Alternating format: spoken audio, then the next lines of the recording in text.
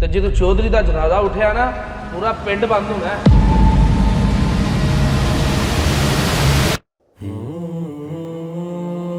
अस्सलाम वालेकुम। वालेकुम अस्सलाम। क्या हाल है, ठीक हो? चौधरी साहब फोत हो गए, जनाजे पे जा रहा हूँ, जनाजे का टाइम हो गया, आप लोगों ने जनाजे पे नहीं जाना? चौधरी मर गया?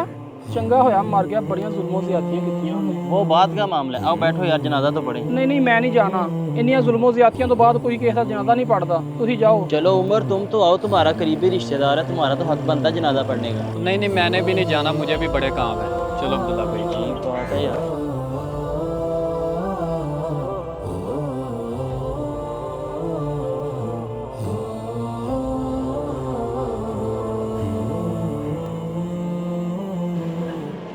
अब इंड मार के यार 5 जूस लिया। जी चौधरी साहब।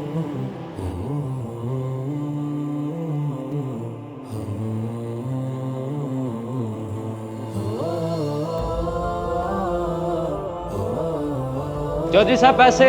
ਉਹ ਦੇ ਲਾਂਗੇ ਤੈਨੂੰ ਪੈਸੇ ਵੀ। ਪੈਸੇ ਯਾਰ ਕਮ ਕੋ ਪੈਸੇ ਲੈ ਆਓ। चौधरी साहब अस्सलाम वालेकुम। ਵਾਲੇਕੁਮ ਸਲਾਮ ਰਹਿਮਤੁल्लाह। ਇਲੈਕਸ਼ਨ ਕਰੀਬ ਆ ਗਿਆ, ਉਹਦੇ ਕੋਲ ਪੈਸੇ ਲੈ ਆ ਜਾ ਕੇ। ਉਹ ਹਾਂ ਬਈ ਤੂੰ ਕਿੱਧਰ ਆਇਆ ਹੈ? चौधरी साहब माड़ा बंदा है, कर्ज लैके आया। ਹੁਣ ਕੀ ਕੰਮ ਪਿਆ ਈ? ਤੈਨੂੰ ਰੋਜ਼ ਕੋਈ ਨਾ ਕੋਈ ਨਵਾਂ ਹੀ ਕੰਮ ਪਿਆ ਹੁੰਦਾ ਹੈ। चौधरी साहब माड़ा बंदा, 2 दिन हो गए ने मझ गवाची है, लब खप गया।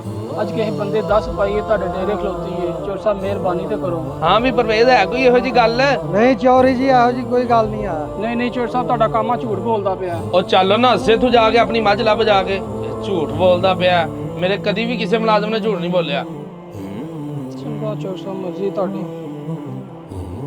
ਆਇਆ ਵੱਡਾ। ਹਾਂ ਬੀਬੀਬ ਤੂੰ ਕਿੱਧਰ ਲੰਘਦਾ ਟੱਪਦਾ ਆ ਗਿਆ? ਚੌਧਰੀ ਸਾਹਿਬ ਬਾਬਾ ਨਜ਼ੀਰ ਫੋਤ ਹੋ ਗਿਆ, ਮੈਂ ਉਹਦੇ ਜਨਾਜ਼ੇ ਦਾ ਦੱਸਣ ਆਇਆ। 3 ਵਜੇ ਜਨਾਜ਼ਾ ਉਹਨਾਂ ਦਾ। ਚੱਲ ਠੀਕ ਹੈ ਦੱਸ ਦਿੱਤਾ ਹੀ ਨਾ। ਜਾ ਜਨਾਜ਼ਾ ਪੜ ਜਾ ਕੇ ਮੈਂ ਜ਼ਰਾ ਹਿਸਾਬ ਕਰਨ ਡਿਆ ਵਾਂ। ਯਾਰ ਉਹਦਾ ਫੋਨ ਆਇਆ ਤੇ ਮੇਰੀ ਉਹਦੇ ਨਾਲ ਗੱਲ ਕਰਵਾਈ, ਉਹਦੇ ਕੋਲ ਅੱਜ ਪੈਸੇ ਤੇ ਲਈਏ ਯਾਰ। ਚੌਧਰੀ ਸਾਹਿਬ ਇਲੈਕਸ਼ਨ ਕਰੀਬ ਨੇ, ਜਨਾਜ਼ਿਆਂ ਜਨੂਜ਼ਿਆਂ ਤੇ ਜਾਇਆ ਕਰੋ। ਵੈਸੇ ਵੀ ਤੁਸੀਂ ਪਿੰਡ ਦੇ ਚੌਧਰੀ ਹੋ, ਤੁਹਾਡਾ ਹੱਕ ਬਣਦਾ ਹੈ। ਲੈ ਤੂੰ ਵੀ ਹੁਣ ਉਹਦੇ ਵਾਲੀਆਂ ਗੱਲਾਂ ਸ਼ੁਰੂ ਕਰ ਦੇ। ਇੱਥੇ ਹਿਸਾਬ ਕਿਹਨੇ ਕਰਨੇ ਨੇ? ਚੌਧਰੀ ਸਾਹਿਬ ਵਾਧੇ ਘਾਟੇ ਜ਼ਿੰਦਗੀ 'ਚ ਹੁੰਦੇ ਰਹਿੰਦੇ ਨੇ, ਕਮ ਅਜ਼ ਕਮ ਆਪਣਾ ਜਨਾਜ਼ਾ ਤੇ ਇਕੱਠਾ ਕਰ ਲਓ ਤੁਸੀਂ। ਵਾਧੇ ਘਾਟੇ ਦੁਨੀਆ 'ਚ ਹੁੰਦੇ ਰਹਿੰਦੇ ਨੇ, ਤੇ ਜਦੋਂ ਚੌਧਰੀ ਦਾ ਜਨਾਜ਼ਾ ਉੱਠਿਆ ਨਾ ਪੂਰਾ ਪਿੰਡ ਬੰਦ ਹੋਣਾ ਹੈ। हाय चौधरी साहब, आप किस वहम गुमान में मारे गए?